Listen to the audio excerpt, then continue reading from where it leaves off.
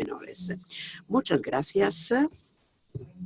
Espero que sea coherente y diga algo realmente que merece la pena. Venimos de una reunión de 800 superioras generales y ha sido una enorme asamblea. Quiero hablarles a ustedes del abuso de menores y adultos vulnerables y la protección de menores y adultos vulnerables. Y he estado presente en la Cumbre del Vaticano. Antes de reflexionar sobre la reunión misma, quiero decirles que soy irlandesa y llevo en Roma casi 20 años y he tenido diversas posiciones aquí.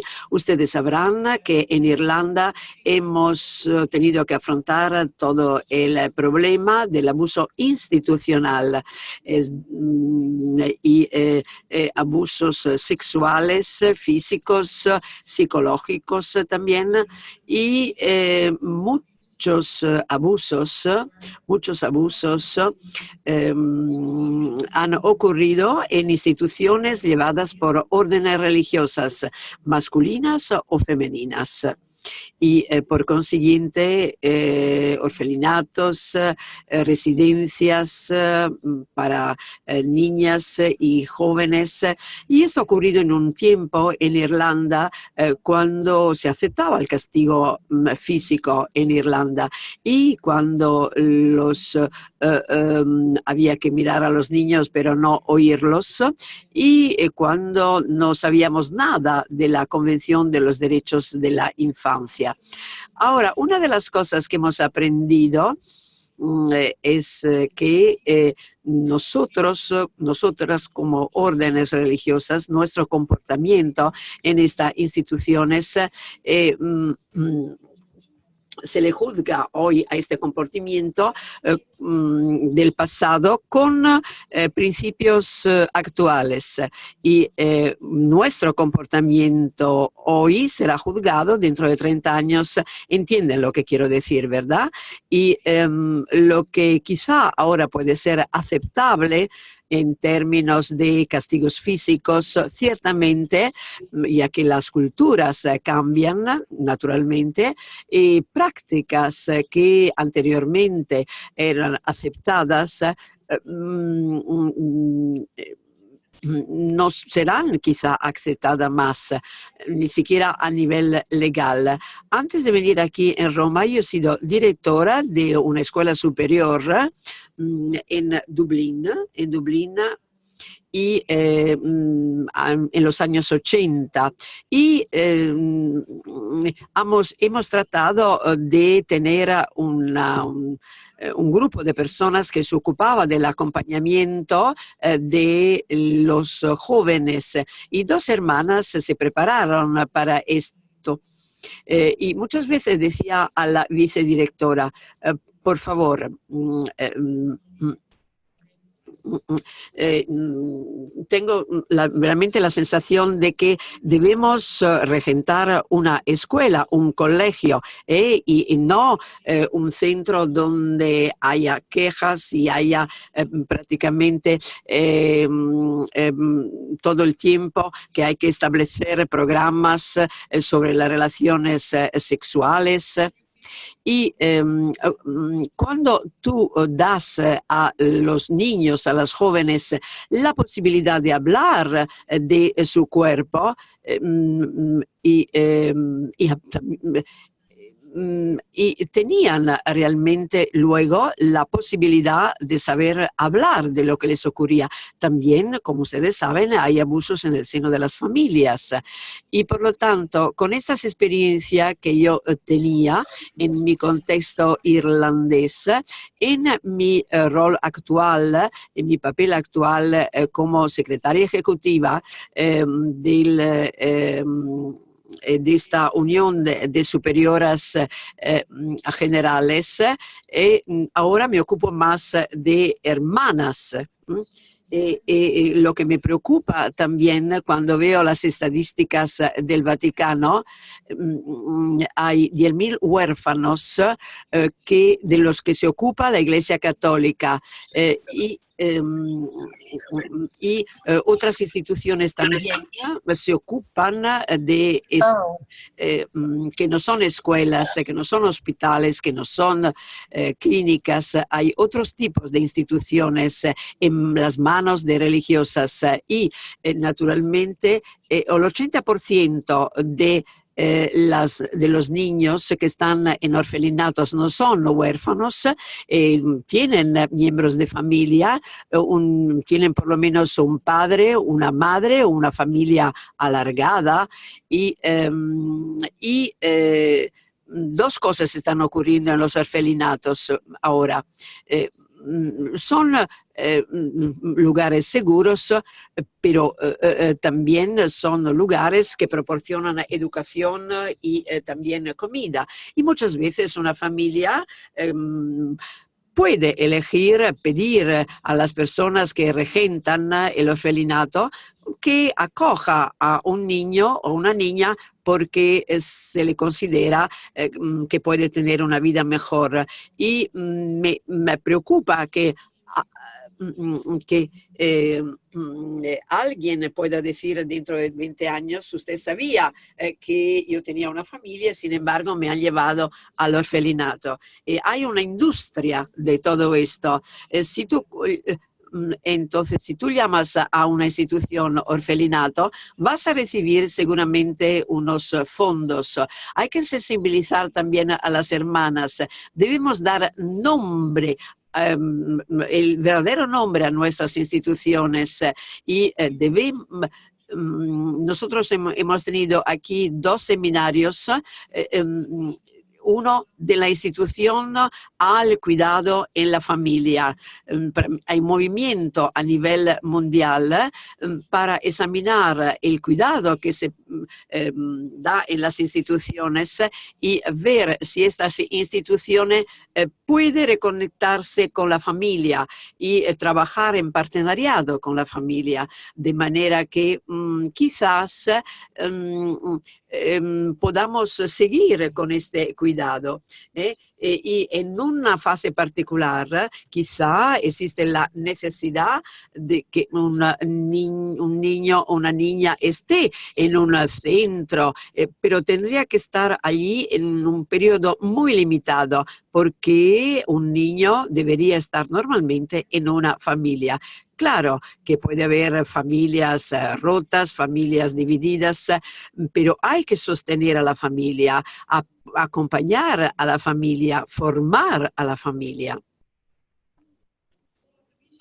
Y en esta reunión tengo un tiempo reducido, pero puedo contestar a todas las preguntas que ustedes tienen. Y después, en la reunión del Vaticano, que fue una reunión sobre la protección de menores y adultos vulnerables, ha sido esto muy interesante porque por lo general nosotras, hermanas, prácticamente no asistimos a estas reuniones, porque la mayoría de las reuniones de la Santa Sede son sínodos, y el sínodo son solamente para obispos que representan al mundo entero, y luego los superiores mayores automáticamente pueden asistir a un sínodo, porque canónicamente tienen el mismo estatus que un obispo, por lo tanto están encargados de religiosos, y nosotras somos laicas como ustedes, y por lo tanto caemos en la categoría de los laicos y laicas, hemos obtenido 3 sitios prácticamente y nos han dicho quién tenía que ir. Es decir, alguien, una hermana de África, de una cierta edad, y luego una hermana de Asia también, es decir, de un país particular, y teníamos como Unión de las Superioras Generales la posibilidad de que fuera una persona, y por primera vez en esta reunión hemos podido prácticamente nosotras mismas decir quién iba. Y teníamos el mismo número de superiores generales, es decir, la Junta y la Secretaria Ejecutiva. Había 14 mujeres que han participado en la reunión, 10 hermanas, y 9 personas han hablado, 3 mujeres, 2 laicas, una periodista, una hermana, y la tercera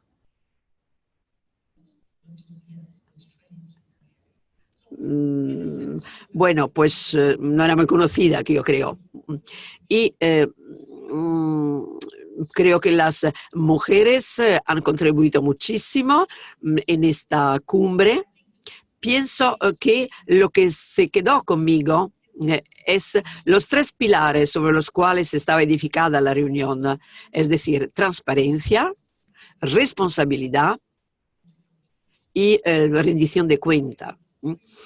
3 pilares realmente ha tenido esta reunión, y cada día se ha centrado en uno de estos 3 pilares, los 3 principios que ahora como Unión de las Superioras Generales hemos tratado de llevar a nuestro trabajo: transparencia, responsabilidad, rendición de cuentas. Y estos principios son los principios que también tratamos de vivir en todos los aspectos de nuestro trabajo: protección de menores y también de adultos vulnerables. Y unas palabras para decir que como religiosas tenemos a muchas hermanas implicadas en la educación de los niños, y por lo tanto pedimos a cada congregación, ¿no?, que tenga unas orientaciones, unos protocolos muy claros, y también las congregaciones están preparando los códigos de conducta, lo que se llaman códigos de conducta, para cada miembro de la congregación. Por lo tanto, hay un código de conducta muy detallado, personal, muy explícito en términos de cómo hay que relacionarse en los apostolados, en los ministerios. Otro comentario que quiero hacer antes de terminar es que los seminarios que hacemos tienen que sostener el desarrollo de estas orientaciones, protocolos y códigos de conducta, pero también tratamos también el tema de los adultos vulnerables, y muchas veces las hermanas pueden caer en la categoría de adultos vulnerables por varias razones. Ahora no voy a entrar en los detalles. A veces es la estructura de la congregación misma, a veces el apostolado de las hermanas o la falta de formación, a veces se debe a una poca formación, ¿no? Y a veces también el hecho de que las hermanas han experimentado también en la familia, han subido un abuso antes de entrar en la vida religiosa, y por lo tanto entienden muy poco el voto de obediencia. El voto de obediencia no quiere decir que tú haces lo que el obispo o lo que el cura te dice. Y por lo tanto, perdón, como organización estamos prestando muchísima atención Uno de los pasos que queremos dar en el futuro es establecer, crear una comisión llamada Comisión para el Cuidado de la Persona. Esta comisión se ocupará de muchos aspectos: protección de los menores, protección de adultos vulnerables y examinar también el cuidado de las instituciones que dependen también todavía de órdenes religiosas. Bien, con estas palabras cedo ahora el micrófono a otras personas. Y quizá hay otras personas que quieren hablar del mismo tema desde una perspectiva diferente. Gracias por haber compartido su testimonio para poder comprender mejor. Y ahora, la doctora Caterina Anna Fuchs, profesora asociado en el Instituto de Psicología de la Universidad Gregoriana. Y se concentra sobre la salvaguardia de menores. Tenemos realmente la suerte de escuchar su aporte sobre este tema. Por favor, micrófono. Gracias por la invitación. Micrófono, por favor. Ahora sí. ¿Me oyen? Pues sí, me oyen. Buenas tardes a todas.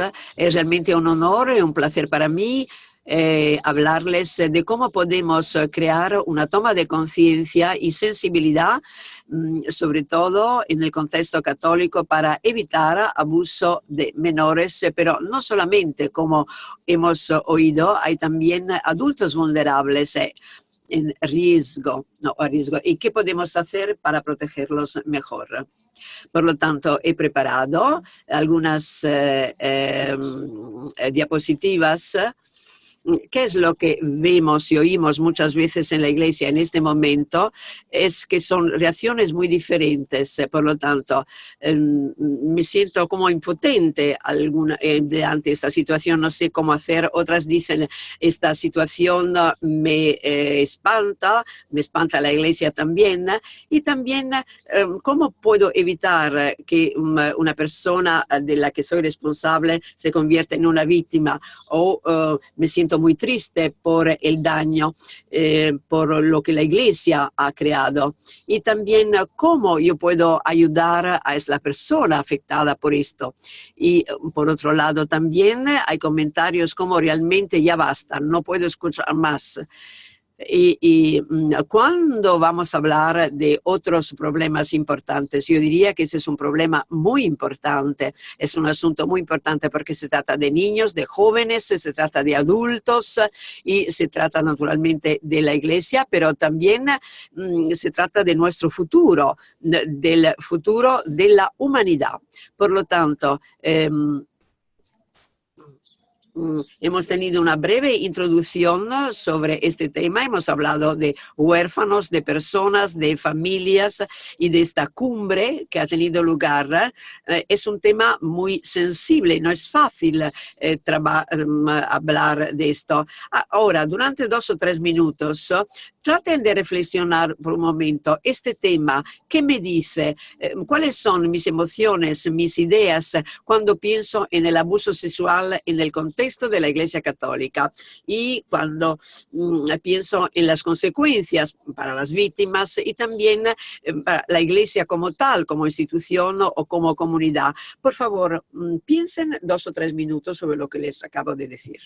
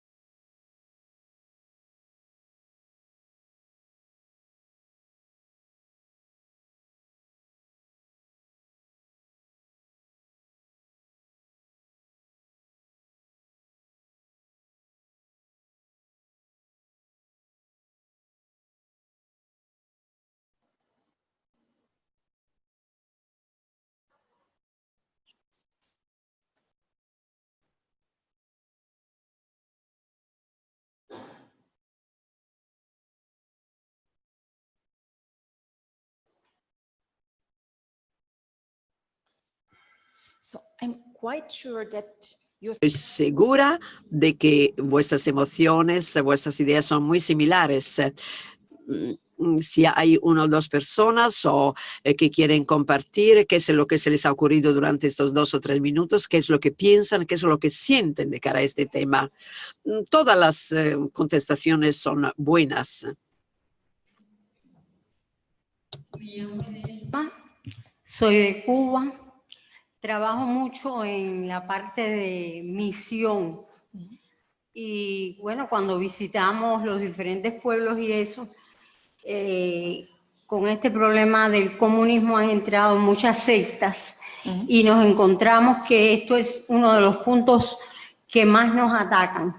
Y entonces un poco que lo enfrentamos diciendo que, bueno, realmente el Papa Francisco ha asumido una posición de cara a la verdad y realmente ha demostrado que solo así, enfrentándonos a la verdad, podemos limpiar algo que está mal y que eso nos debe fortalecer como cristianos. Y que lo que tenemos es que luchar porque eso no continúe y no suceda.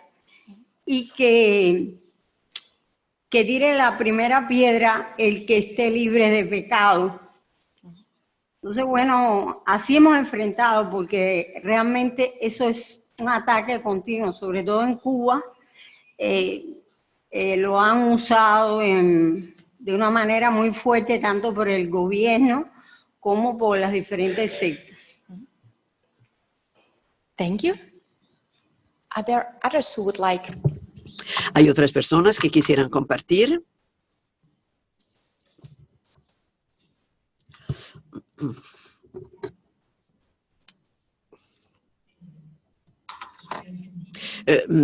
Familia muy amplia y a mí me da terror el tema.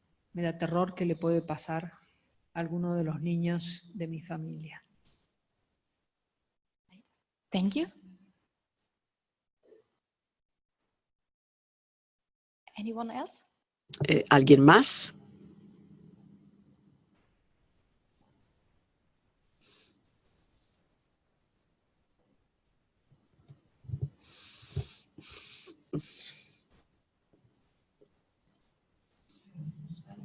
Françoise,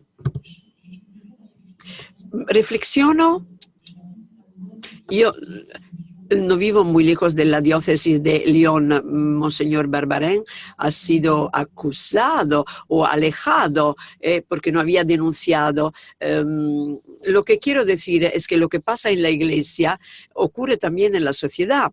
Ocurre también en la sociedad. Antes de ser sacerdote, el sacerdote es un hombre, un ser humano, y no son más perfectos o menos imperfectos que los demás.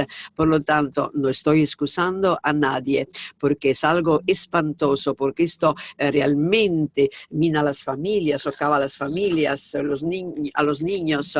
Una sociedad que acepta este tipo de cosas hacia los niños es abominable. Pero no olvidemos, por favor, que los sacerdotes son hombres y por lo tanto tienen los mismos defectos, las mismas desviaciones también, y por lo tanto no debemos solamente ir en contra de ellos, sino que es toda la sociedad realmente, pero no estoy excusando a nadie. Muchas gracias. Hemos oído voces e ideas muy diferentes, pero todas van en la misma dirección. Tememos esto, nos espanta, esto puede ocurrir a nuestros hijos y por lo tanto esto es algo que no se puede aceptar y ni en la sociedad en el sentido amplio y menos todavía en la iglesia.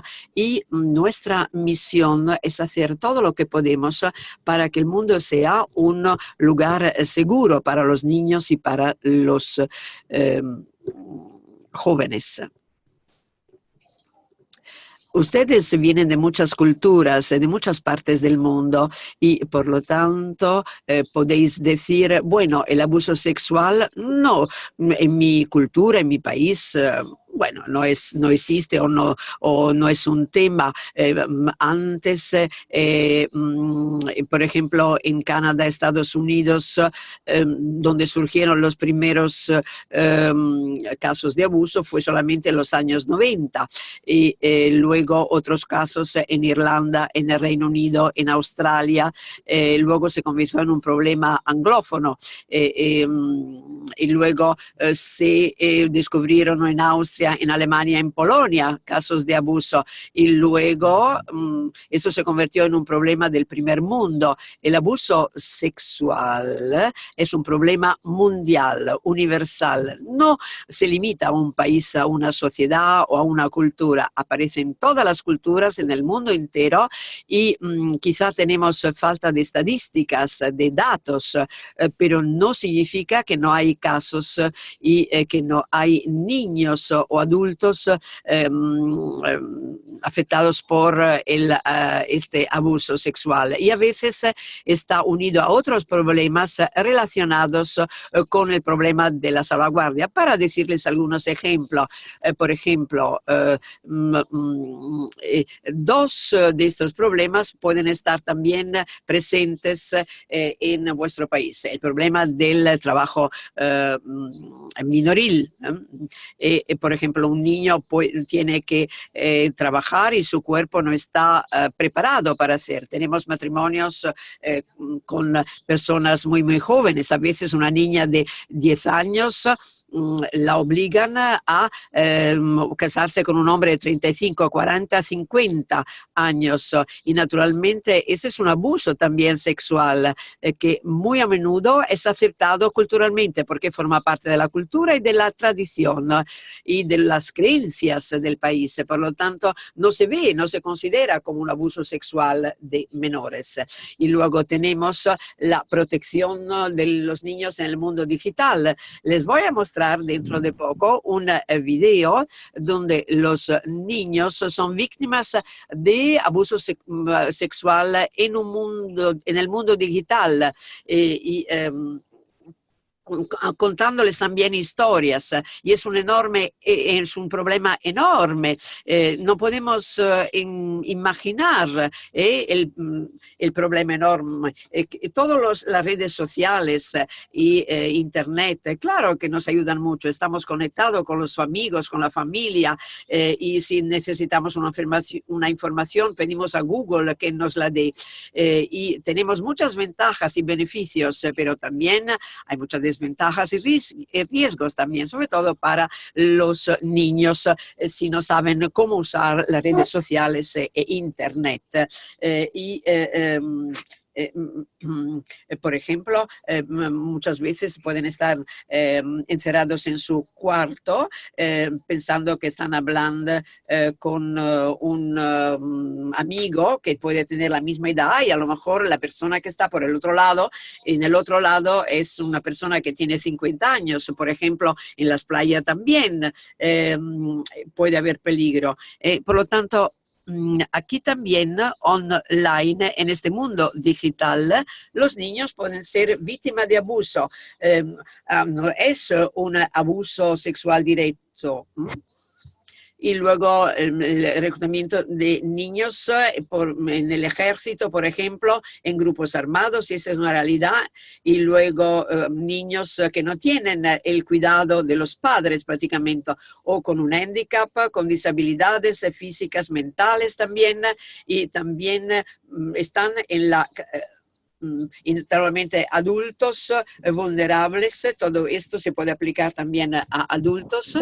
Y separaciones de la familia en momentos de emergencia, migrantes, refugiados, y han subido realmente traumas y han sido abusados, aunque no sexualmente. Luego la mutilación genital, que es una realidad en muchos países, forma parte de la tradición, de la norma, y esto también es abuso de menores.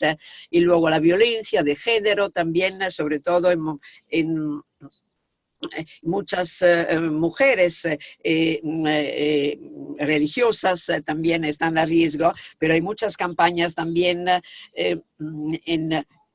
sobre violencia contra la mujer y la trata de personas humanas. La trata de personas. Y ese es un gran problema. 4 personas en un minuto pueden ser víctimas de la trata. Y muchas veces caen en la pornografía, prostitución. Por lo tanto, la trata de personas humanas está muy relacionada con el abuso sexual, no solamente de menores, también de adultos. Y es uno de los negocios más rentables, la trata de personas humanas. Luego está la pornografía, y luego llegan las armas también. Y violencia sexual contra los niños. Esto puede ocurrir en la familia, pero también en instituciones como escuelas, clubes deportivos. Por lo tanto, esa es una visión global de cómo el abuso sexual se relaciona con muchos otros problemas relacionados con vuestra cultura, con vuestro país y con las normas o los valores tradicionales también. No puede ser considerado aparte de la cultura. Por lo tanto, es un tema muy delicado también desde el punto de vista cultural. Y ahora les voy a mostrar un video muy breve con 5 testimonios que se han convertido en víctimas del abuso sexual en el mundo digital.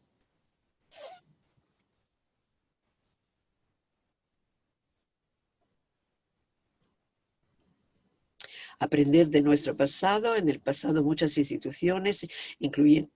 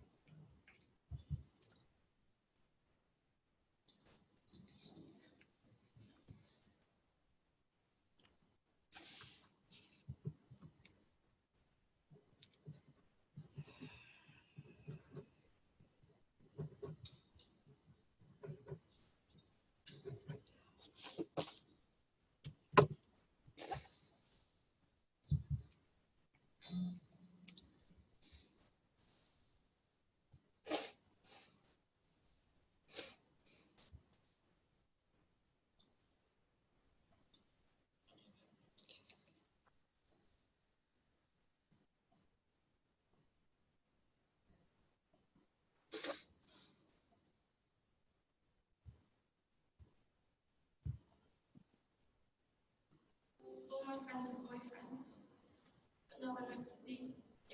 I just wanted someone to talk to. Yo quería que alguien me prestara atención. Entonces pensaba realmente que la otra persona que estaba por el otro lado de la pantalla fuera realmente un amigo, pero así no fue. Yo quería, él me decía que yo podía ser una modelo, pero yo solo quería alguien que me pudiera escuchar. Y me pidió que me desnudara. Yo dije que no quería. Entonces, él me hizo sentir muy mala realmente.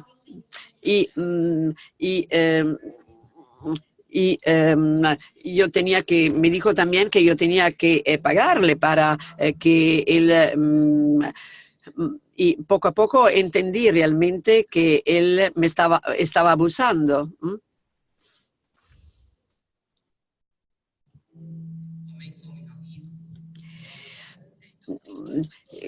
Alguien me ha dicho que era muy sencillo poder ganar una cierta cantidad de dinero y por lo tanto me enviaba unos mensajes y después de haber enviado mis fotos, he comprendido que era víctima, que era esclavo ahora de lo que había hecho, de las fotos también que había enviado. Y me gustaría realmente interrumpir todo esto. Ahora, la gente sigue enviándome mensajes y por lo tanto me piden todavía tener otras fotos y por lo tanto me siento como esclavo. Yo pensé que era un juego. Me había encargado de descargar unos juegos y cuando utilizaba estos juegos, alguien, un cierto personaje, empezó a pedirme fotos y luego otra persona mientras descargaba estos juegos. Y ahora me siento realmente, no me siento yo mismo, no me siento el mismo y me hubiera gustado nunca haber hecho esto. Y pienso también a todos los demás jóvenes que son víctimas. Estoy disgustado de mí mismo. Y cada día las personas por la calle me miran y pienso siempre que me han descubierto por internet y me dicen cosas contra mí, contra mi familia. Y yo sé quién son mis hermanos, quién es mi familia, pero ahora soy víctima de todo esto. Y me llaman puta ahora y es así como me llaman todo, me llaman puta y todo esto ha empezado online. Algunos me han enviado mensajes, me han pedido fotos y aquí lo que ocurrió. Y cada vez que tengo que salir, me siento realmente sufriendo muchísimo porque nadie me ama y me siento objeto. Hoy pienso que nadie podrá quererme en el futuro. Esta mañana he tenido que pasar por unos exámenes en la escuela, en el colegio donde voy, y he empezado y tenía que matar a unos personajes y en lo que yo he querido escribir. Y he empezado a enviar unas cuantas fotos a través de internet y a través de estos juegos prácticamente otras personas han aprovechado de mí. Me han tocado, dice este niño. Esto duele. Yo quería solamente jugar. Y ahora sé que me he hecho daño a mí mismo. Lloro todo el tiempo. Mi madre no me oye y tengo miedo.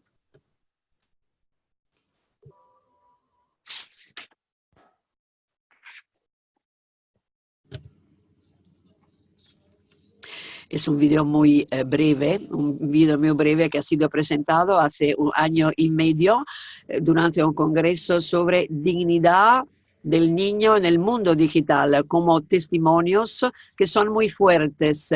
Y quizá podemos pensar un momento en lo que acabamos de oír.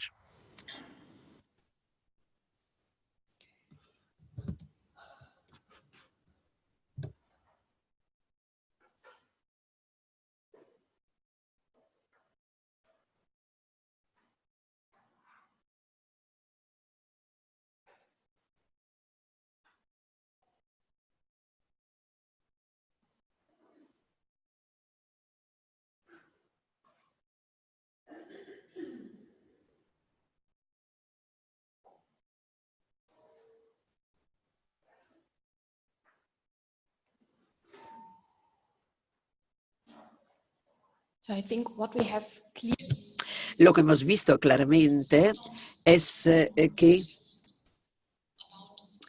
no se trata solamente de un contacto físico y no se trata solamente de la persona que conozco en la familia, en la escuela, en la parroquia, que puede abusar de mí. Se trata de un riesgo enorme online, a través de Internet. Hoy un niño puede ser abusado sexualmente si está encima del sofá, por ejemplo, y si los padres no son educados en el uso correcto de los nuevos medios de comunicación y no son capaces de ayudar al niño y enseñarles cómo servirse de los medios de comunicación.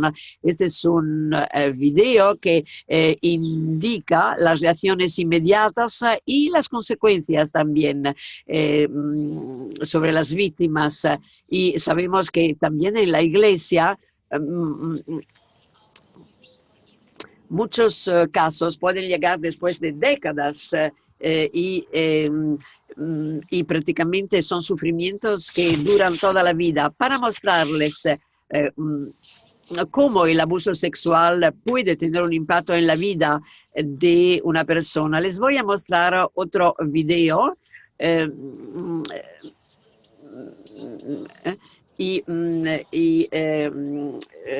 que han tenido una experiencia muy difícil.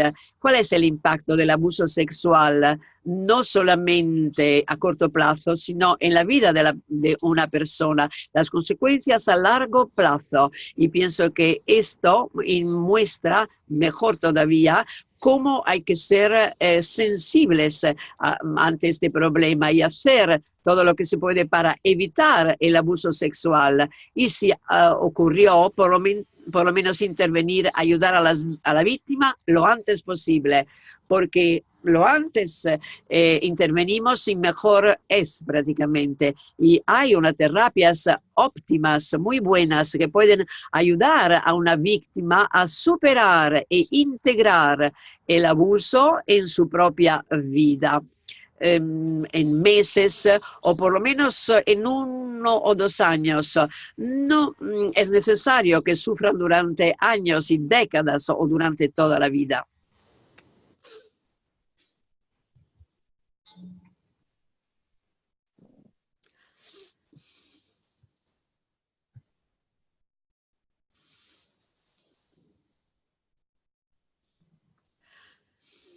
La historia de Mary Collins.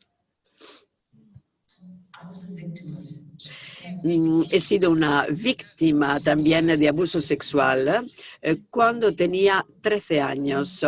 Me encontraba en el hospital, estaba enferma y por lo tanto me quedé un tiempo fuera de la familia durante un cierto tiempo y este sacerdote ha abusado de mí hace 50 años y sin embargo no puedo olvidar este abuso. Este es algo que ha permanecido en mi vida. Era católica yo. Era católica y creía que realmente los sacerdotes eran ángeles, representantes de Dios. Sin embargo, ese sacerdote en un primer momento parecía mi amigo. Acababa de salir del seminario y jugaba conmigo y tenía también juguetes y luego empezó a abusar de mí sexualmente.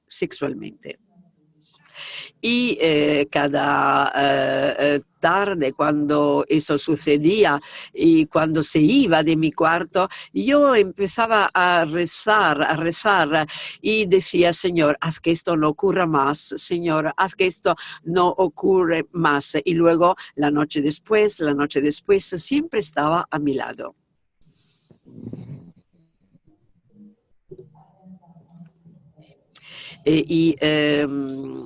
Cuando me fui del hospital, me encontré totalmente distinta.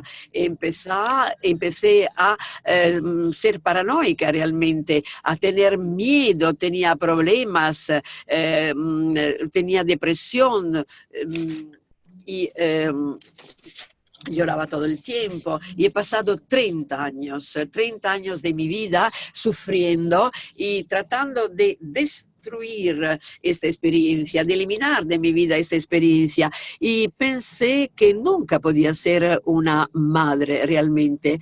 Y tenía siempre este sacerdote delante como un fantasma. Y luego seguí una terapia, un tratamiento. Y después de este tratamiento empecé a sentirme como sanada y he considerado estos años de sufrimiento como años que había perdido y pienso que cuando se entiende la consecuencia sobre la vida de un niño de un abuso, cuáles son los efectos psicológicos de los abusos, mejor se entiende esto y naturalmente mejor se pueden encontrar soluciones. Hay que ser conscientes, la sociedad debe ser consciente realmente y tengo que decir que ahora, solamente ahora, soy capaz de hablar de esta cuestión con los demás también, pero he llevado muchos años sin poderlo hacer.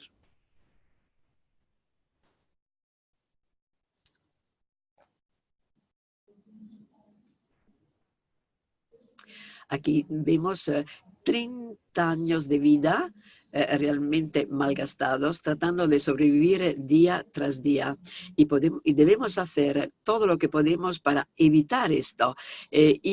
También este el segundo video ha sido realmente desafiante.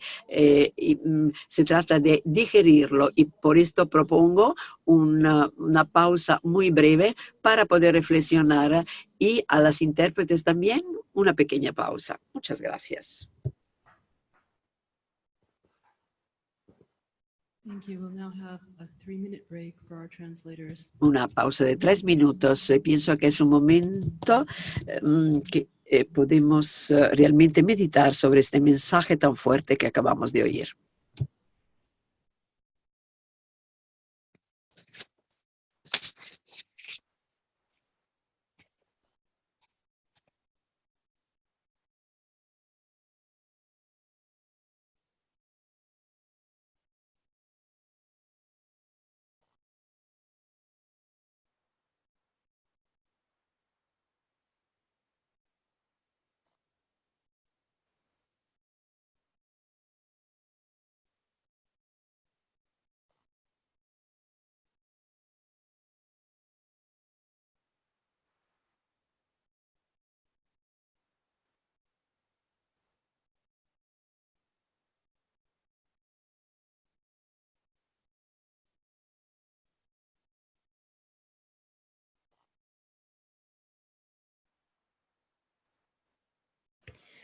I would just like to mention while we're having our break, Quiero mencionar que hay países conectados con nosotros hoy: el Reino Unido, Nigeria, Indonesia, Francia, Líbano, España, Argentina, Australia, México.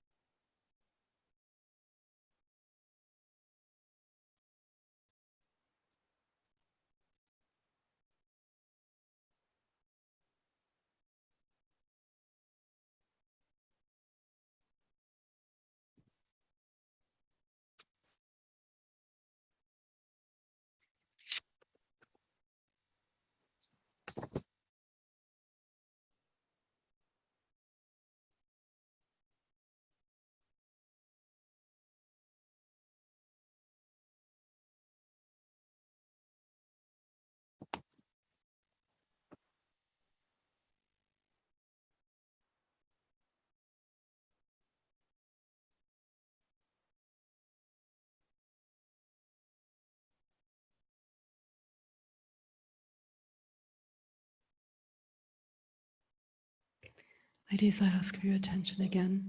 Por favor, vuestra atención de nuevo mientras continuamos.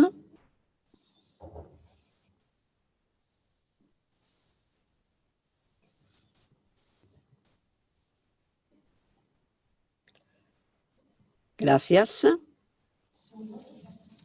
Lo que hemos visto es que en el pasado muchas instituciones, también la Iglesia Católica, no han tratado estos temas, o por lo menos no bien. Y esto ha llevado a muchos errores que prácticamente ha llevado a no proteger a los niños.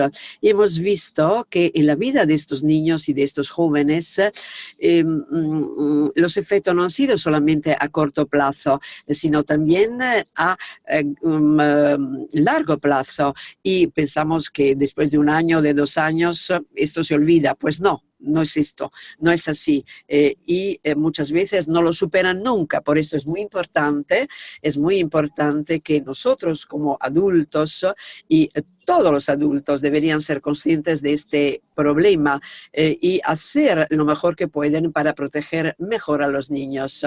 Muchas veces lo que oímos no es verdad, o por ejemplo, no es solamente un problema occidental, un problema de las sociedades secularizadas,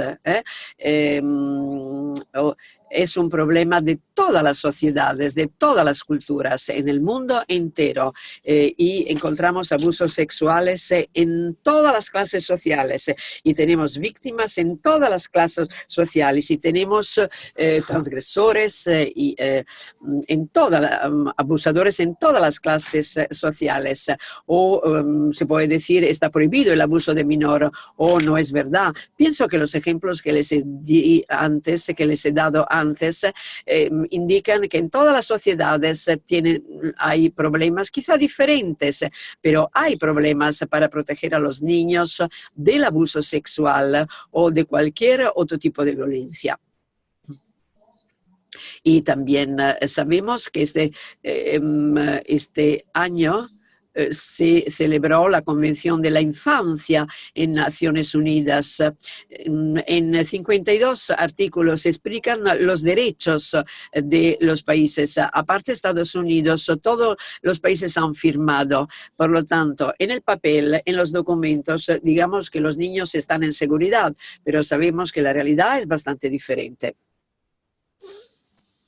Por lo tanto, a veces oímos también de miembros de la Iglesia Católica, esto es mucho peor en otras instituciones, lo cual puede ser verdad, no es solamente un problema de la Iglesia Católica. En todas las sociedades, como he dicho antes, existe este problema. Pero no debemos decir, aquí es peor y ellos tienen el mismo problema, sino asumir la responsabilidad y rendir cuenta. Por lo tanto, no se trata de indicar con el dedo a los demás, sino ser responsables en lo que ocurre en nuestras instituciones. Hay muchas falsas acusaciones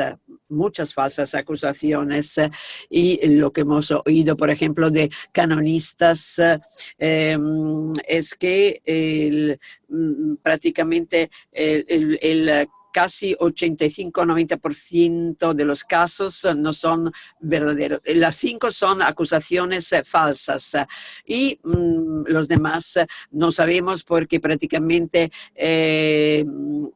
la persona ha muerto ya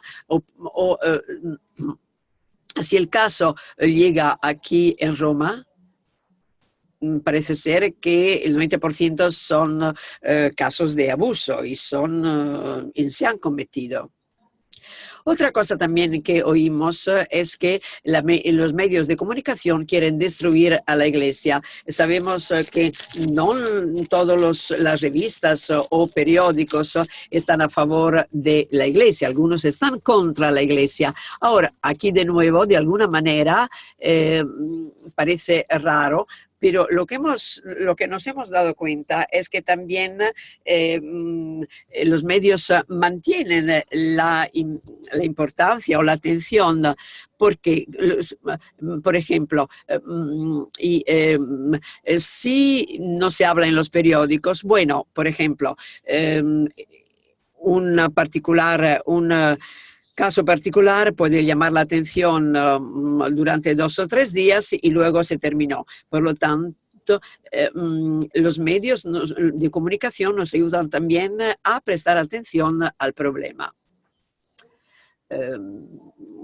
Para comprender mejor qué es el abuso, bien, puede haber abuso sexual. ¡Ay, señor!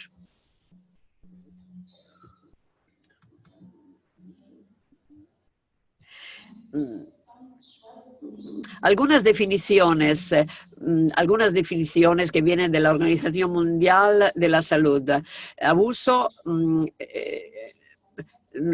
Abuso físico quiere decir contacto prácticamente de un cuerpo con otro cuerpo, y esto puede ocurrir también sin contacto físico. Por ejemplo, todos los casos que pueden ocurrir en el mundo digital. Y también hay otros tipos de abusos, por ejemplo, el sacudir a los niños, golpear a los niños, abuso psicológico y naturalmente también el abuso sexual y también abuso psicológico o emocional. Tú eres, qué tonto eres, ¿por qué estás aquí? ¿Qué haces aquí? Eres realmente tonto. Y entonces en un determinado momento el niño se lo cree y actúa según lo que se le dice. Y luego el abandono también, ¿no? Por ejemplo, no atender al niño, por ejemplo, no llevarlo al hospital si el niño está mal, no enviar al niño a la escuela, o no darle una acogida necesaria, por ejemplo, en la acogida que se merece en la casa. Y habréis oído también a estudiantes de países africanos, por ejemplo, muchas veces los padres están fuera para trabajar y los niños, por ejemplo, puede haber el hermano mayor de 12 o 13 años que se tiene que ocupar de los pequeños, tiene que preparar la comida, tiene que ocuparse, cuidarlos, protegerlos. Pero un niño que tiene 13 años o 12 años no puede asumir esta responsabilidad. Por lo tanto, no es abuso, pero es sí abandono prácticamente. Y eso también es un maltrato hacia los niños.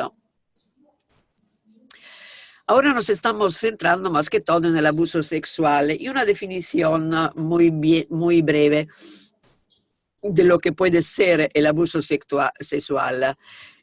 Se define como la implicación de un niño en actividad sexual que él o ella no comprende del todo, no sabe lo que significa, es incapaz de consentir de manera informada, o este niño no está preparado desde el punto de vista de su desarrollo, o algo que viola las leyes o los tabúes sociales de la sociedad. Los niños pueden ser abusados sexualmente por adultos y otros niños que en virtud de su edad o de la fase del desarrollo están en una posición de responsabilidad, de confianza o de poder sobre la víctima. Y lo que es muy importante aquí en la primera frase es que el niño realmente no entiende a lo que dice sí prácticamente. Por ejemplo, una relación sexual o no sabe tampoco lo que puede ocurrir con las fotos que envía prácticamente o que posta, como se dice, ¿no? O que cuelga. Otro aspecto importante son los tabúes en la sociedad. Y sabemos que en casi todas las sociedades es un tabú hablar de la sexualidad como tal, como parte de la vida humana. y por lo tanto es mucho más difícil hablar de violencia sexual o de abuso sexual, y muy a menudo el niño no tiene idea de todas estas cosas por falta de educación y también por falta de toma de conciencia en la sociedad. Y la segunda frase, hay dos palabras que son confianza y poder, porque el abuso sexual no es solamente una transgresión sexual, es también abuso de poder, porque el abuso es más fuerte. El abusador, perdón, porque está en una posición de poder, tiene autoridad sobre el niño. Y también es un abuso de confianza, porque en general el niño confía en la persona, como en un miembro de la familia, en el padre, en el tío o en el abuelo.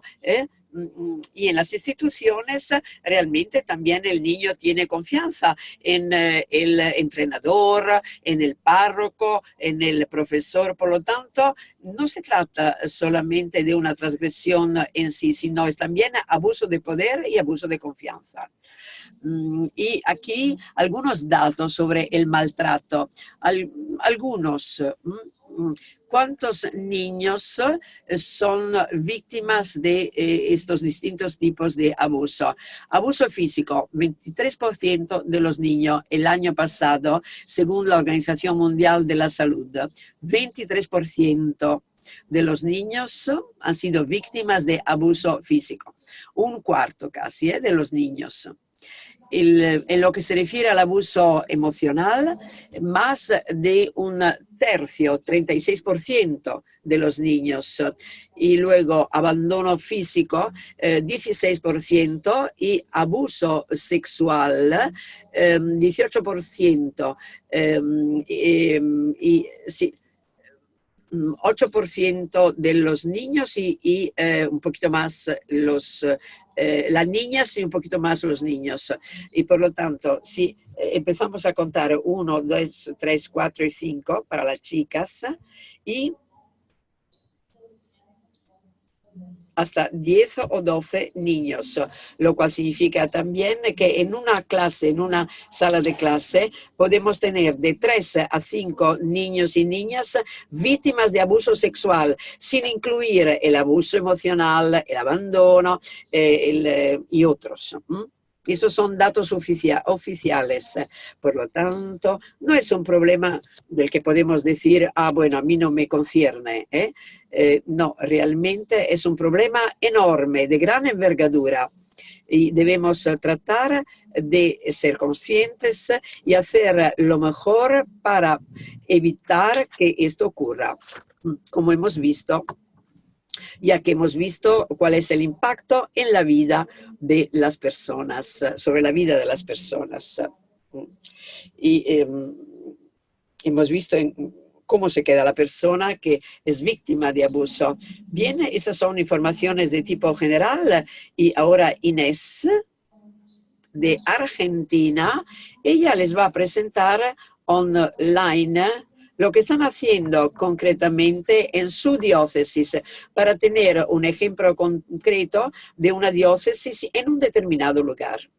Thank you so much. That was so Muchas gracias, todo lo que realmente apreciamos que haya podido compartir esto.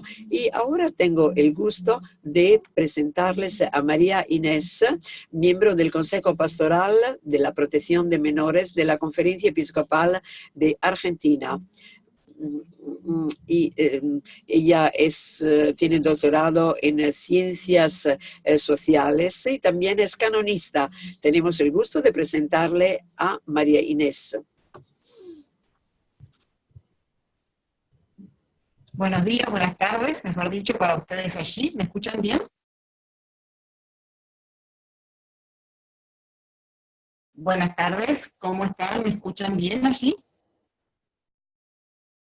¿Sale bien el sonido?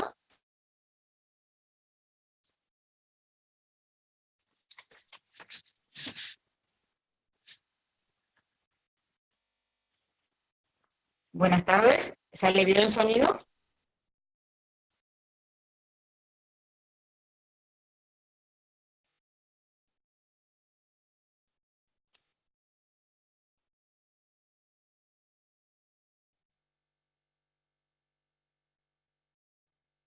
¿Se escucha bien?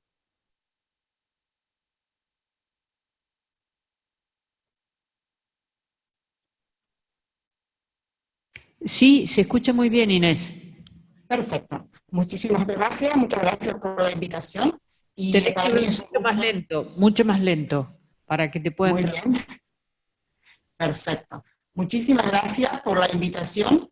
Para mí es realmente un gusto y una alegría poder estar con ustedes en esta, aunque sea por vía virtual, en este encuentro, en esta conferencia. Me han pedido que comparta la experiencia que tenemos desde la Argentina. En particular, yo estoy trabajando en una arquidiócesis que queda a 500 kilómetros de la capital, más o menos, es la arquidiócesis de Paraná. Yo vivo en Buenos Aires, en la capital, pero me traslado semanalmente y a veces más a la arquidiócesis de Paraná porque el arzobispo hace 2 años conformó una comisión para la protección de los menores. Esta comisión se creó en julio de 2017 y desde ese entonces estoy trabajando allí. La arquidiócesis es una de las diócesis más golpeadas por denuncias, la mayor parte de ellas históricas, de hace muchos años, contra sacerdotes y religiosos. Y esta es la primera comisión que se crea en la iglesia en Argentina para proteger a los menores, para encargarse especialmente de esta protección de los menores.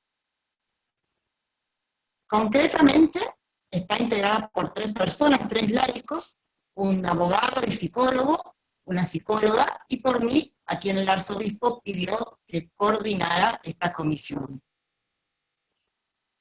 Los objetivos de la comisión puntualmente son, en primer lugar, la capacitación de todos los adultos que trabajan y que actúan en la iglesia, todos los adultos que trabajan y actúan en la iglesia, para poder detectar estos abusos, para poder saber qué hacer con estos abusos, para poder saber dónde denunciar.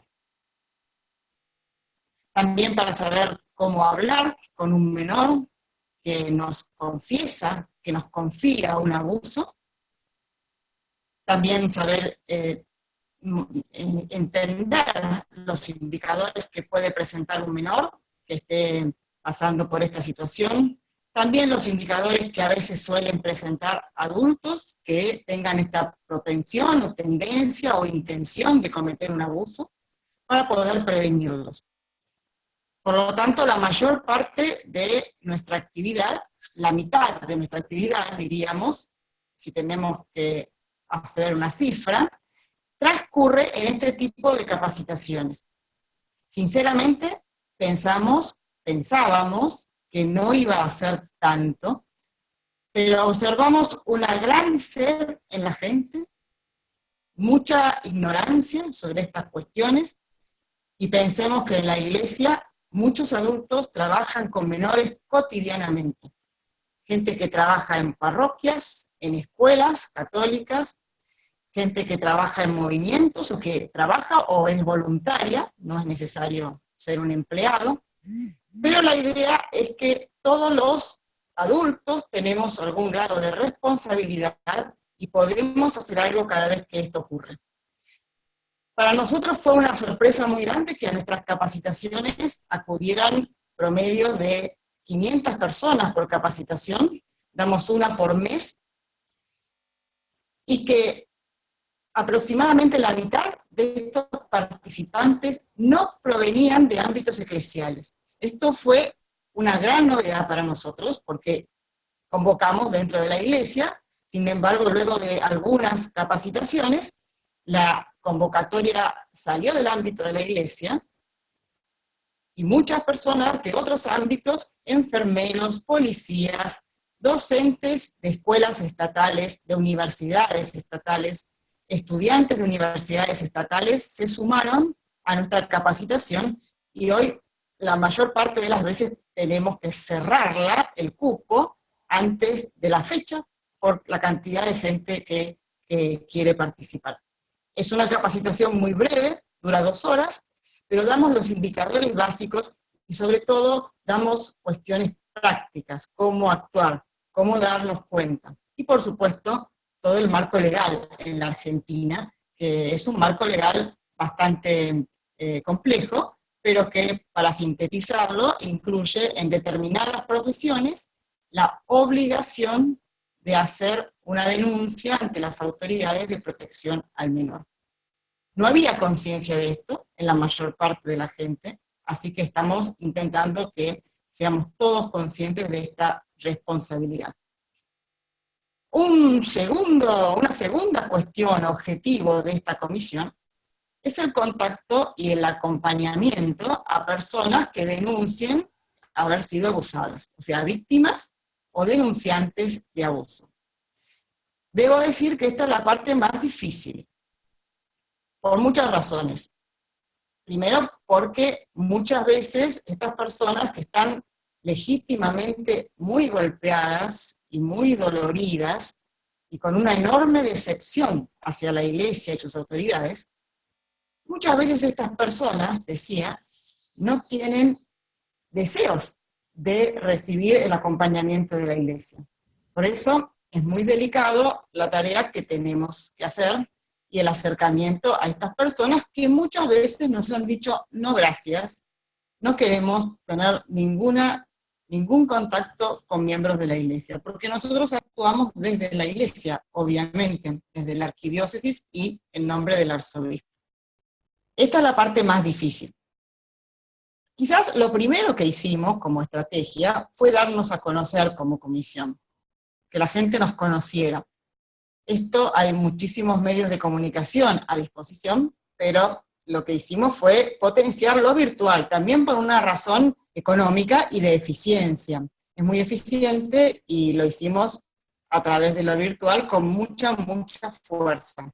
Somos bastante responsables en el manejo de las redes sociales, respondemos en el momento que nos consultan, hemos recibido bastantes consultas, estamos presentes online, y la verdad es que este es un aspecto que se ha revelado fundamental a la hora de maximizar el trabajo y hacerlo más eficiente. Otra cuestión que abordamos fue la redacción, y que fueron aprobadas por el arzobispo, de normas de comportamiento obligatorias en toda la diócesis para el trato con menores, y también de un protocolo de actuación, es decir, qué hacer concretamente, más allá de que ya hay leyes y que está el derecho canónico, concretamente, qué hacer cuando un adulto se entera de algo de esto, para que no entre en shock, en pánico, y tenga herramientas fáciles, prácticas, números de teléfono a donde llamar, direcciones a donde acudir, y personas a quien consultar rápidamente, porque sabemos que cuando ocurren estos hechos, no hay demasiado tiempo para intervenir, porque es muy peligrosa la presencia de una persona con estas características entre los menores de edad, impunemente. Otro tema que estamos encarando y que este año se ha revelado muy importante es el trato con sacerdotes y seminaristas de la arquidiócesis. A veces son las personas más golpeadas también, porque se sienten sospechados, sienten que caminan por la calle y la gente los mira con gran sospecha, y entonces también es difícil abordarlos y hablar con ellos. Estamos implementando una serie de encuentros en la arquidiócesis, en las parroquias, con los sacerdotes y con los miembros, con los parroquianos, para hablar distendidamente. Es decir, para hablar amistosamente sobre esta cuestión. No es una capacitación, es un encuentro de diálogo, reflexión y oración, que debo decir que nos está dando resultados muy lindos, sobre todo con los sacerdotes presentes. Permite hablar, permite descargar, permite sentirse escuchado, y a nosotros, puntualmente, también nos permite hacernos conocer y que cada vez más sacerdotes y laicos cuenten con nosotros, nos llamen, estar presente. Ese fue el objetivo de este punto.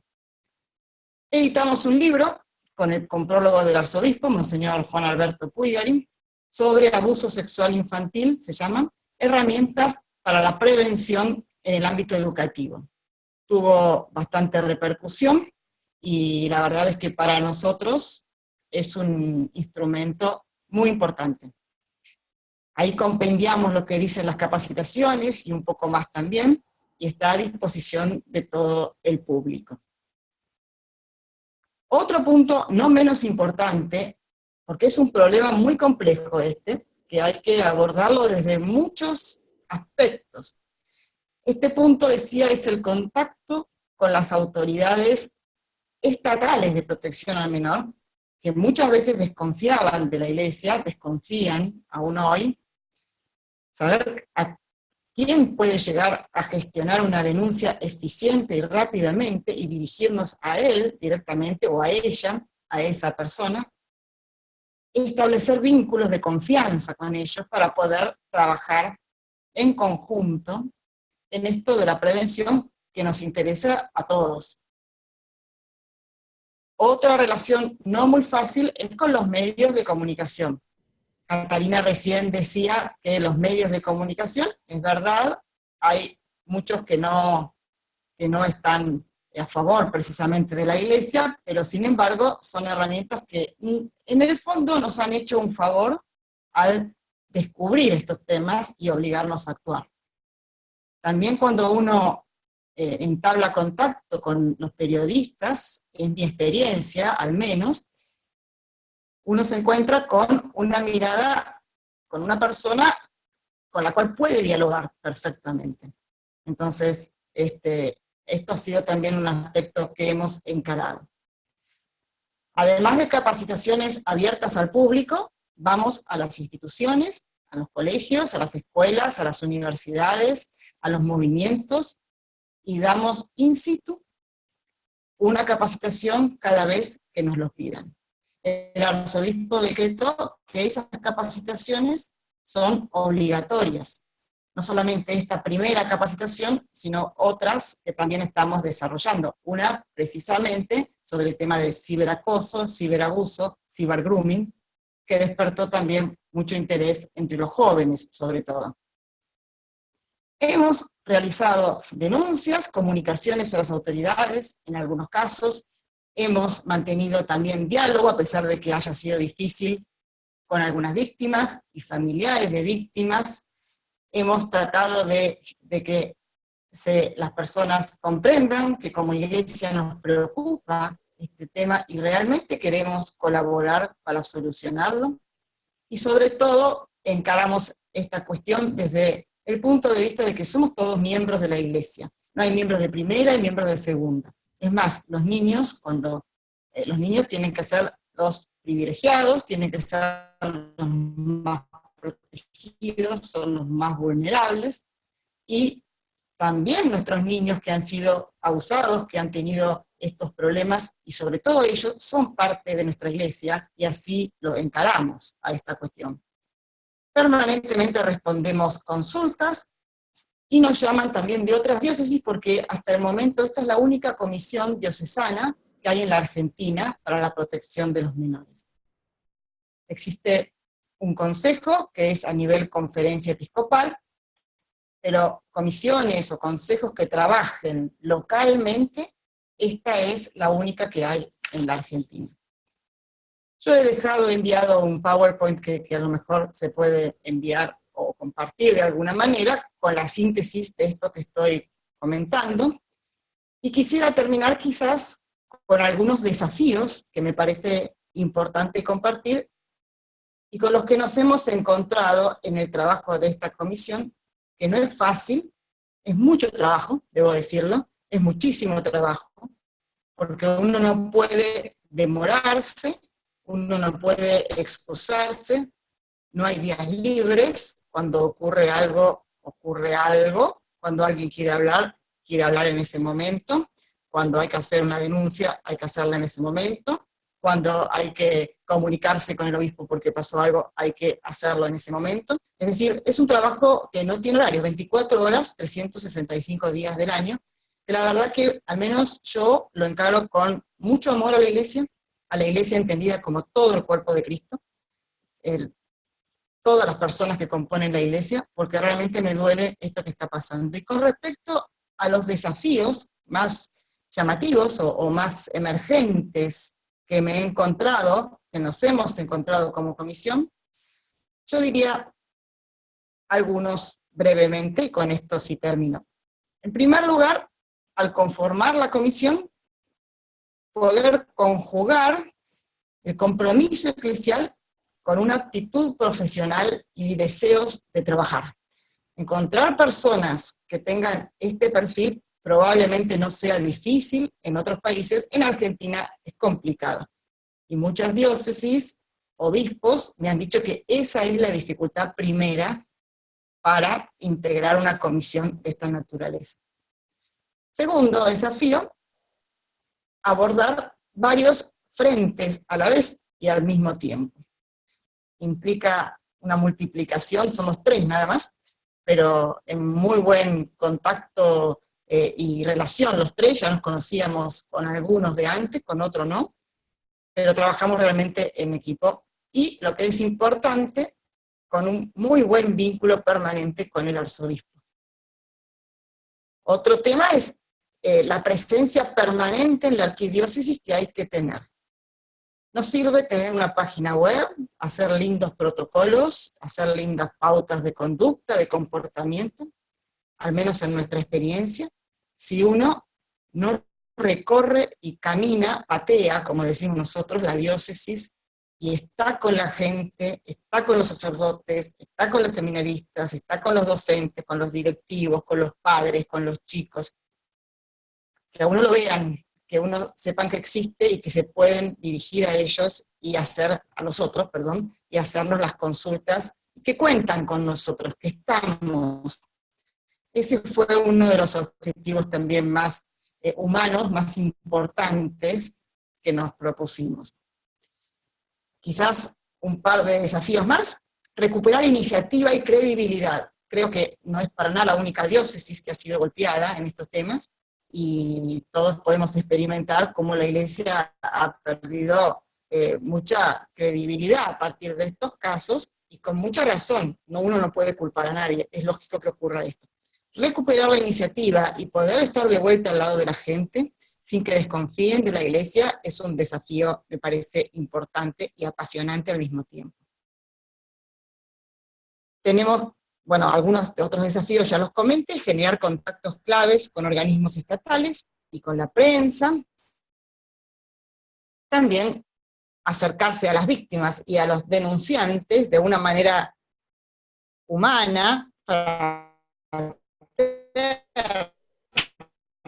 una profesional que le pueda ayudar, que pueda responder a sus necesidades, sigue siendo hoy el principal desafío, pero el desafío que quizás encaramos con más amor. Inés, no sé si me escuchas. Y con más compromiso. Creo que esta es una síntesis concreta de lo que me habían pedido que compartiera con ustedes, y que lo hago con mucho gusto y mucha gratitud por el pedido. Inés, te estamos perdiendo. ¿Hola? La señal. Estamos perdiendo la señal. Si podés apagar tu cámara, te vamos a agradecer. Perfecto.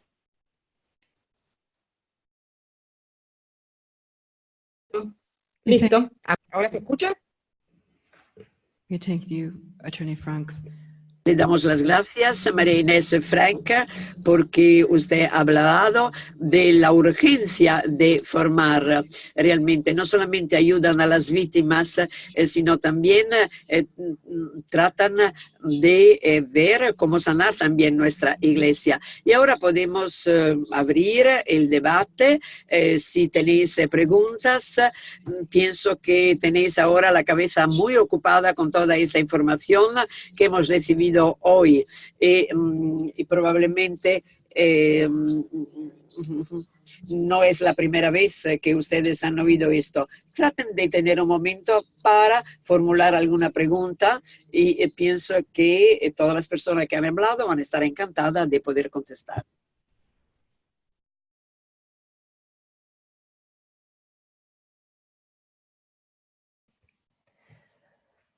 Yes, Virginie. Virginie Roteil, je suis France et je suis... Soy francesa, soy representante internacional de l'OMOF ante la UNESCO. Hay dos preguntas. Me hubiera gustado saber cuándo han hecho el video sobre las violencias de los niños a los niños.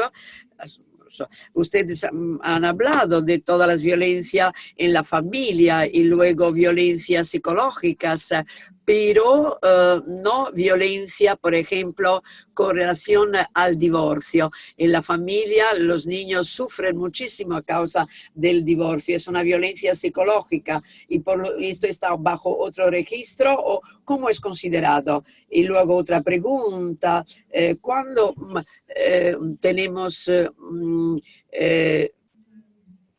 algunos textos que hablan de una educación a la sexualidad,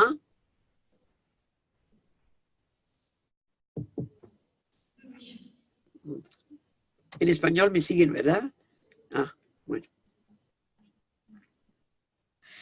Ha dicho que el caso de divorcio, ¿dónde se pone prácticamente?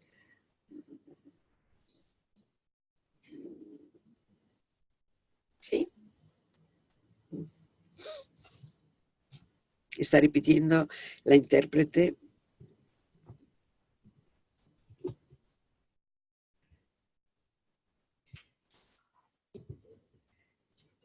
Oui.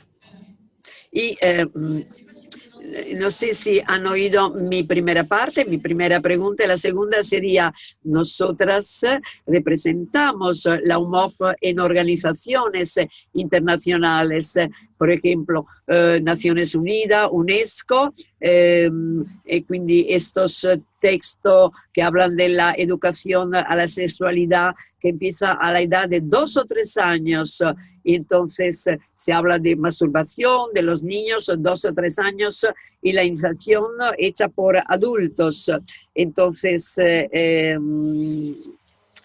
ha hablado de violencia sexual también. Pienso que esto tiene que ver también con los niños y hay que hacer y cómo hacerlo para obviar este problema. Gracias por la pregunta, muy buena pregunta. He mencionado ya antes brevemente que hablar de sexualidad es un tabú en muchas sociedades y culturas. Por otro lado, es importante, por ejemplo, comprender qué significa sexualidad, sobre todo si, por ejemplo, se está en la edad de la pubertad, porque si no, no son conscientes de todos estos cambios del cuerpo. Y prácticamente toda persona tiene que pasar a través de este proceso. Es normal, el transgresor puede entrar en contacto con el niño por medio de la educación sexual y tratar de amenazar al niño, al adolescente. La educación sexual es muy importante y yo diría que debería empezar antes de que un niño entre en la fase de la pubertad. Claro, se puede fijar la edad en los 12 años. Bueno, lo que ahora sabemos de muchos estudios es que los niños hoy muy a menudo entran en esta fase cuando tienen 9 o 10 años solamente. Y por lo tanto hay muchas discusiones que se están dando. ¿Cuál es la edad mejor para empezar? ¿Tiene que ser esta educación en casa y en el colegio o solamente en casa o solamente en el colegio? Pienso que tiene que ocurrir en el colegio, pero también en casa. Ahora, muchas veces los niños oyen cosas contradictorias o muchas veces mucho en la escuela y nada en la familia. o viceversa. Hoy la pubertad empieza a la edad de 9 o 10 años. Debemos pensar también si debemos empezar antes de la edad de los 12 años. Es una pregunta muy importante y no hay respuesta que puede ser válida para todas las sociedades. Porque ¿cómo podemos hablar de este tema si no podemos emplear el término sexualidad en una cultura, o si no podemos, por ejemplo, mencionar algunas partes del cuerpo humano? Y podemos usar otras descripciones, es evidente, para que las personas entiendan, para educar. Por ejemplo, una hermana religiosa que está trabajando en Zambia con jóvenes en la escuela, prácticamente para descubrir si una persona ha abusado, no puede usar la palabra abusado. Entonces dice la hermana, alguien ha hecho cosas estúpidas o tontas contigo. Entonces, según la cultura, hay que quizá usar un determinado lenguaje. Esto también en el campo de trabajo necesitamos una educación. No basta adaptar un modelo que funciona en un país o en una cultura e implementar esto en otra cultura, en otro país. Lo debemos traducir, no solamente en sentido verbal, sino culturalmente. Tiene que ser ajustado y eso es un trabajo que no se puede hacer solamente en un lugar. Se necesita realmente discutir todo esto dentro de la cultura y decidido según la sociedad y la cultura misma. Espero que esto conteste a su pregunta.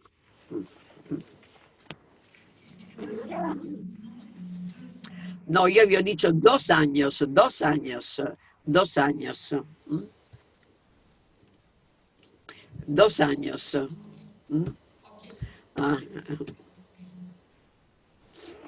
2 años. Podría añadir algo a partir de mi propia experiencia en Irlanda. A partir de mi propia... hay programas sobre la sexualidad desarrollados a nivel nacional con la información, obviamente, de profesores, pero también de padres y también de otros agentes en la sociedad. Y han sido elaborados estos programas durante 1 o 2 años de una muy en colaboración y ha habido un acuerdo nacional, el tipo de programa que empezaría cuando el niño tiene 4 años en la escuela, sostenido también por la familia. Por lo tanto, no creo que se necesita un debate nacional o un debate muy amplio para tener un tipo de acuerdo sobre las orientaciones que pueden ser útiles.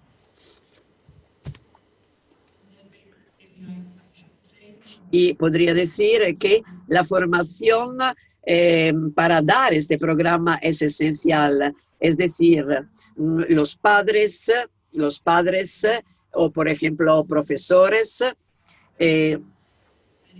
muchos padres son reacios a la hora de hablar de la sexualidad con sus niños, o muchos profesores no se sienten cómodos dando clases sin tener una buena educación y formación al respecto. Muchas gracias. Tenemos un comentario que viene de otra persona sobre este tema. Bien, sobre justamente... Me siento perturbada por esta situación.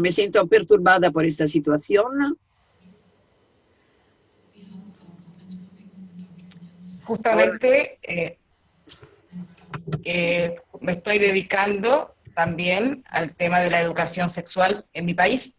En mi país tenemos la educación sexual obligatoria desde el principio de la escolaridad del niño, pero somos conscientes también de que, como recién se dijo, una educación sexual que entienda como sexualidad algo que es mucho más que la genitalidad, algo que involucra y que afecta múltiples dimensiones, casi todas las dimensiones de la persona.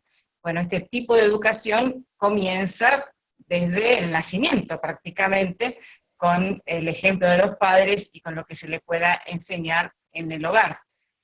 Ahora bien, en la Argentina al menos, la prevención de los abusos es uno de los objetivos de la educación sexual en la escuela.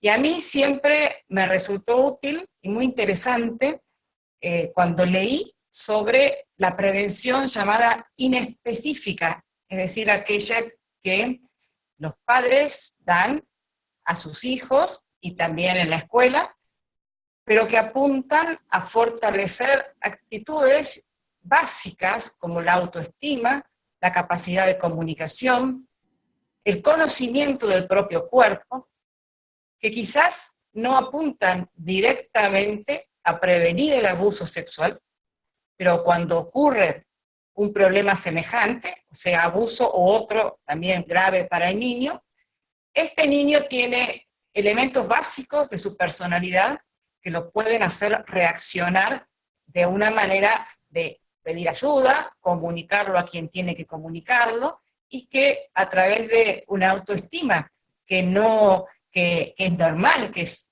alta, que es lo esperable en su etapa de desarrollo, pueda reaccionar frente a estos ataques, ¿no?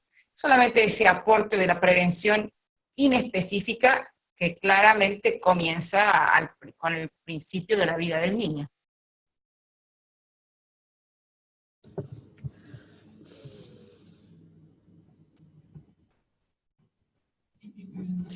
Muchas gracias por la respuesta. Jeanette, ¿quieres comentar algo? Jeanette. Todo esto me perturba realmente. La señora que ha esperado 30 años antes de hablar de lo que le ocurría.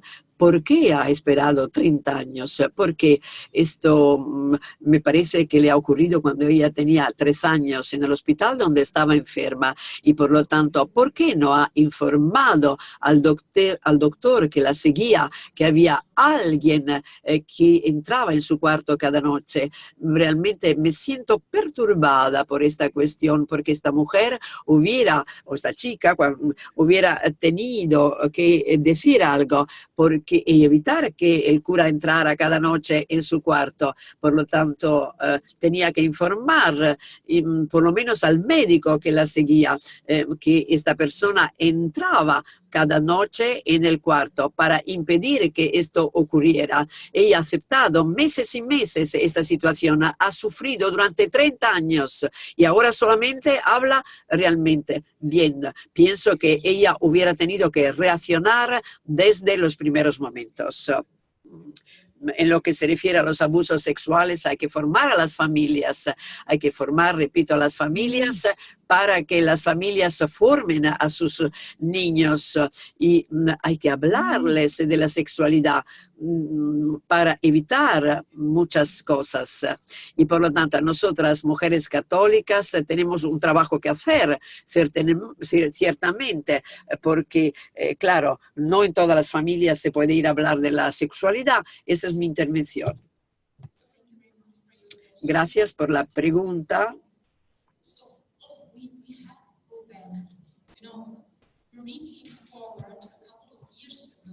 Bueno, esta señora que ha hablado ha dicho, cuando ella tenía 13 años, como usted ha dicho, en aquel momento ella era una niña, entonces no podía acusar a un joven párroco, porque a nadie lo hubiera creído, Ella es una niña, tiene 13 años, y por lo tanto aquí está el cura con su reputación, con una posición, bueno, muy buena. Generalmente hace unos años se tenía una buena impresión de un cura, y nunca nadie podría pensar que el cura hace algo parecido, y por lo tanto prácticamente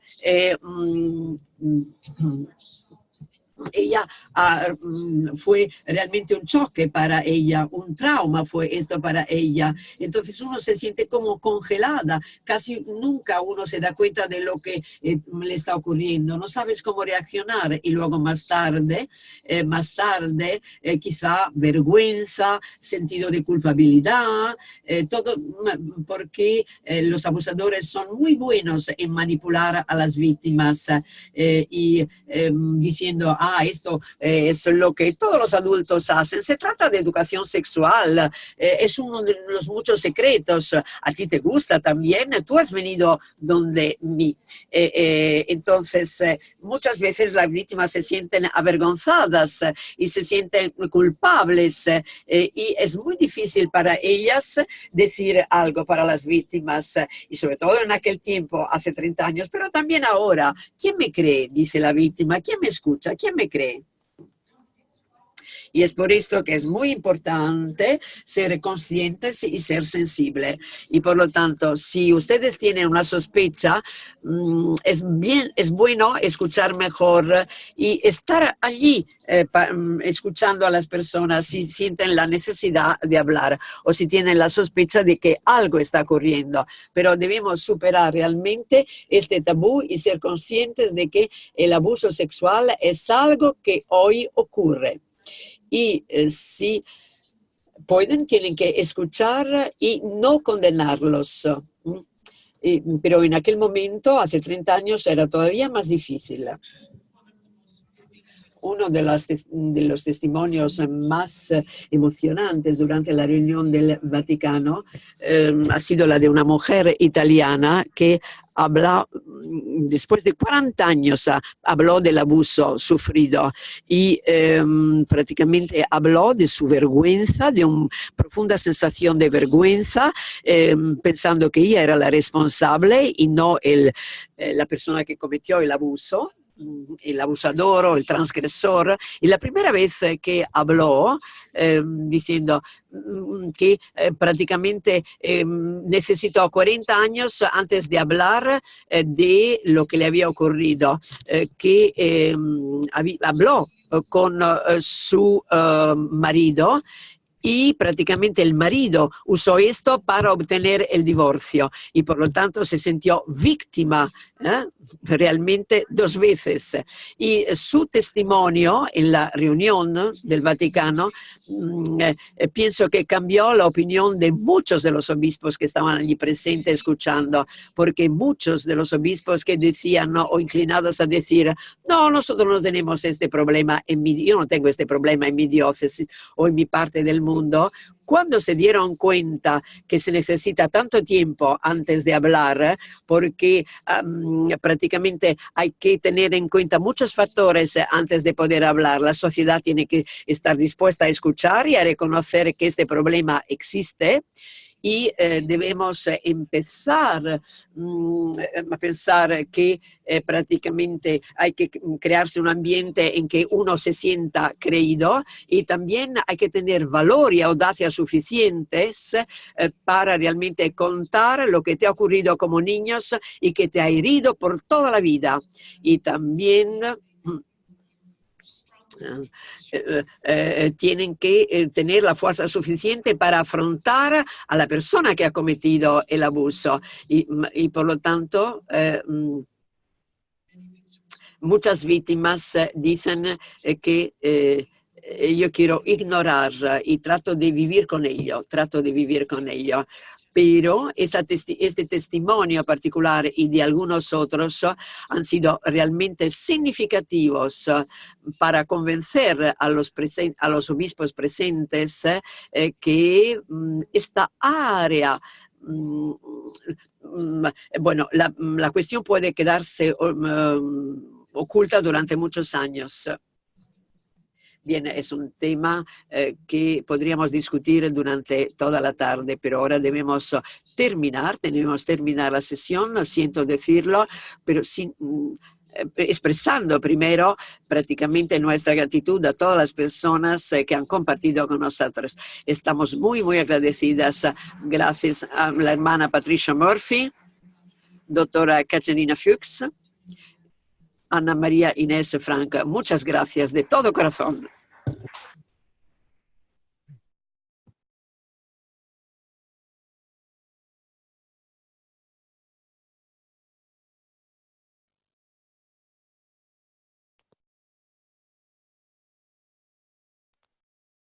Espero que al viajar a Argentina también pueda felicitar en forma personal a Marinés Frank y llevarle unas lindas flores como estamos ofreciendo acá a nuestras dos invitadas. Muchas gracias. También para ti. Muchísimas gracias. Y gracias a todas aquellas personas que están conectadas con nosotros en los distintos países del mundo. Con las consejeras nos vemos mañana para la misa, si pueden llegar un ratito antes de las 8:30. Muchísimas gracias a nuestra chairperson, Mary Beth Stewart, y a todos ustedes, a los técnicos y a las traductoras, un gran aplauso.